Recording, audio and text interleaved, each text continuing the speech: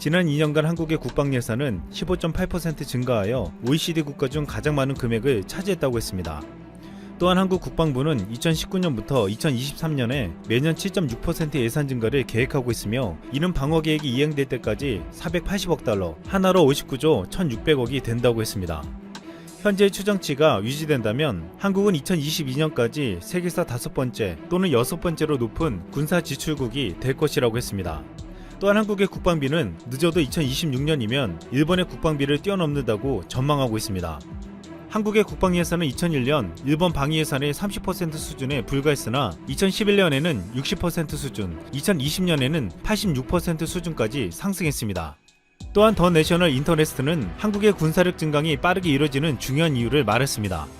한국인들은 서유럽과 같은 평화로운 지역에서 살 수 있는 사치가 없다는 것입니다. 실제로 한국은 북핵의 위협과 중국과 러시아, 일본과 마주하면서 늘 긴장을 늦출 수 없는 위치에 자리하고 있습니다. 따라서 한국은 국가가 돈으로 살 수 있는 최고의 군사 장비를 가지려는 것을 이해할 수 있다고 했습니다. 미국의 군사력 평가기관 글로벌 파이어파워는 2020년 세계 군사력 순위에서 한국의 군사력을 세계 위기로 평가하면서 예측할 수 없는 이웃에 대한 위협으로 한국은 강력한 군대를 관리하고 있다고 말했습니다. 여기서 북한은 25위로 평가했는데 한국은 보유 장비와 경제력 등에서 북한을 월등히 앞서고 있으며 북한이 한국을 앞선 분야는 군 병력수와 잠수함 등인 것으로 파악했습니다. 그리고 최근 일본에서는 한국을 경계하는 보고서를 내놨습니다. 일본의 사사카와 평화재단은 동북아시아에서 우려스러울 정도로 급하게 군사력을 올리는 국가는 중국이나 일본이 아닌 한국이라고 평가했습니다. 여기서 한국의 군사력 증강이 순조롭게 이뤄지는 두 가지 이유를 분석했습니다. 첫 번째는 한국이 여당과 야당 어느 쪽도 군사력을 올리기 위해 예산을 증대한다고 하면 절대로 반대하지 않는다고 했습니다. 이는 북한과 주변국의 위협에 대해서는 이의를 제기하지 않는 사회적 분위기 때문이라고 했습니다. 두 번째는 한국이 독침 전략을 쓰고 있다고 했습니다.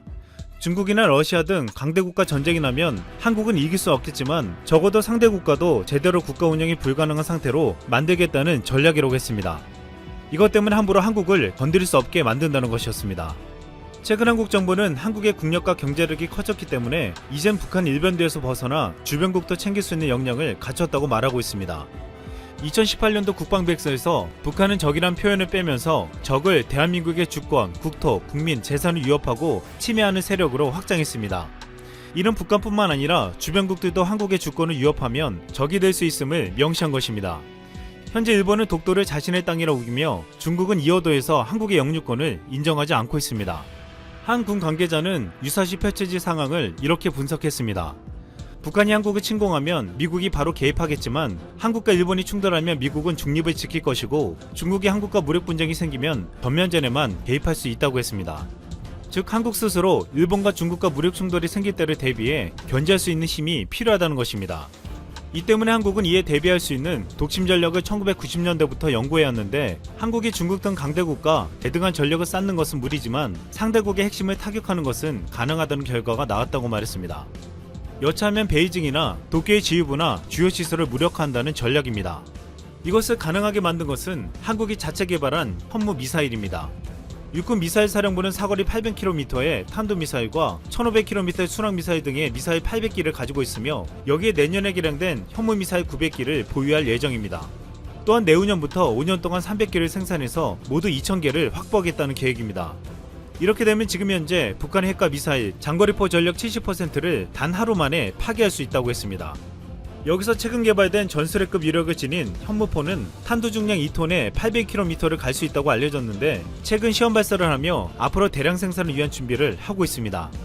탄두미사일의 경우 핵을 탑재하지 않아도 웬만하면 핵탄두 파괴력을 지니는데 탄두미사일은 대기권 밖까지 올라가서 마하 10에서 20의 속도로 떨어지기에 한중인처럼 가까운 거리에서 발사하는 탄두미사일은 현존 미사일 방어체제로는 막기가 쉽지 않은 것으로 알려졌습니다. 또한 한국의 탄두미사일은 회피 기능도 가지고 있기에 사실상 막는 것은 불가능하다고 보고 있습니다. 또한 미사일과 더불어 독침 전략을 위한 대표적 전력이 원자력 추진 잠수함입니다. 현재 한국은 지난 2017년에 미국의 양해를 받아내고 원자력 추진 잠수함 건조를 추진 중에 있습니다. 한국형 원자력 추진 잠수함엔 재래식 탄두를 단 잠수함 발사 탄도미사일을 탑재할 계획인데 중국이나 일본 가까운 바닷속에서 대기하다 유사시 명령을 받으면 이들 미사일로 한 방을 날린다는 목표를 가지고 있습니다. 그동안 한국의 주변에는 아직 핵을 포기하지 않고 있는 북한과 끝없이 군사력을 증강시키고 있는 중국과 일본이 있었습니다. 이에 대해 한국은 그 어떤 나라도 쉽게 넘볼 수 없는 강한 힘을 만들어가고 있습니다. 필리핀은 2050년에 세계 14위 경제대국으로 성장할 것이다. 세계 최고의 투자은행 골드만삭스가 발표한 내용입니다. 1955년 유엔 아시안 극동위원회가 발표한 아시아 극동 경제 보고서에 따르면 당시에는 필리핀과 대만이 아시아의 양대 산맥이라 불리며 아시아 경제를 주도했습니다. 1946년 미국으로부터 독립한 필리핀은 제조업을 적극적으로 육성했고 연평균 14.5%라는 꿈의 경제 성장률을 이뤄냈습니다. 1950년 6.25 전쟁이 발생하자 한국의 즉각 필리핀군의 파병을 결정해준 필리핀은 전쟁 후에도 한국에게는 없었던 실내체육관 건설 기술로 한국의 장충체육관과 미국 대사관 건물을 지어주는 등 많은 도움을 주었죠. 이후 70년이라는 시간 동안 한강의 기적을 만들며 세계 10대 선진국 반열에 오른 한국과는 달리 20년 동안 마르코스의 독재를 포함해 장기간 손을 놓아버린 필리핀의 치안, 극에 달해버린 빈부격차로 중산층이 사라져버렸습니다. 그 결과 지금 보시는 것처럼 한국이 기하급수적으로 성장한 것과 비교하면 필리핀의 경제는 답답할 정도로 느릿느릿하게 올라가고 있죠. 결국 70년이 지난 지금 상황이 완전히 역전되어 이제는 한국이 필리핀을 도와줘야 하는 상황인데요. 최근 필리핀에 엄청난 고민거리가 하나 생겼죠. 로드리고 두테르테 필리핀 대통령은 범죄와의 전쟁을 외치며 인권을 완전히 무시한 채 치안 확보에 올인했습니다. 그 과정에서 재판을 하기도 전에 현장에서 군인들이 총을 발사하는 등 과격한 정책을 펼치자 미국과 서방 국가들은 필리핀을 인권 범죄국이라 칭하며 강도 높게 비판하기 시작했죠. 이렇게 거센 비난을 받던 필리핀에 접근한 사람은 바로 중국의 시진핑 국가주석. 중국이 32조 원을 필리핀에 투자하겠다고 하자 처음에는 너무나 기뻐했죠.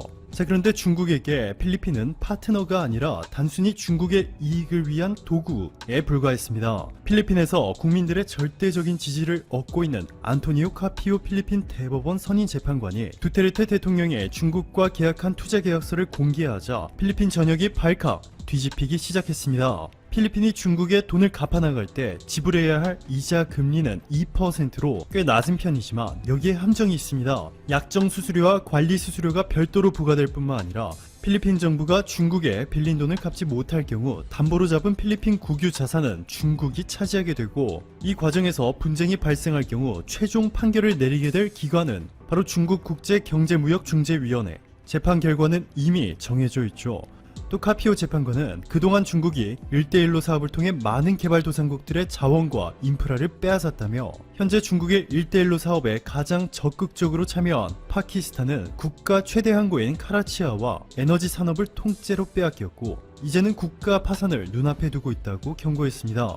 결국 필리핀 국민들의 반중 감정은 극에 달해버렸고 더 이상 중국과 손을 잡을 수 없게 된 두테르테 대통령은 중국과의 남중국해 영유권 분쟁에 본격적으로 대비하기 위해서 군사력 증강을 시작하게 되죠. 자, 그런데 놀랍게도 두테르테 필리핀 대통령은 한국산 제품을 너무나도 사랑하는 인물입니다. 필리핀 육군은 한국의 K2C1 소총, K12 다목적 기관총, KM450 트럭, K151 소형 전술차 등 개인 화기뿐만 아니라 기동 장비까지 한국산으로 도배하였습니다. 중국과의 해상 영유권 분쟁에 대비하기 위해 필리핀은 원래 인도 국영 조선소로부터 카몰타급 호위함을 구입하려 했지만 품질이 너무나 떨어진다 판단해 세계 최고의 조선업 보유 국가인 한국을 찾았습니다. 세계 1위 기업인 한국의 현대중공업이 필리핀의 지불 능력에 맞춰 2600톤급 최신의 호위함 호셀리자함을 건조해 바로 어제 필리핀에 보냈습니다.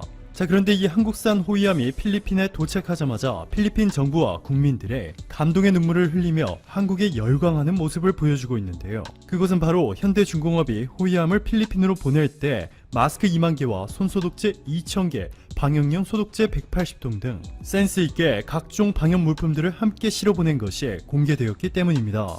현대중공업 측은 한국전쟁 참전국인 필리핀에 보훈하는 의미로 보냈다라고 전했습니다. 필리핀 정부의 공식 뉴스 채널이죠.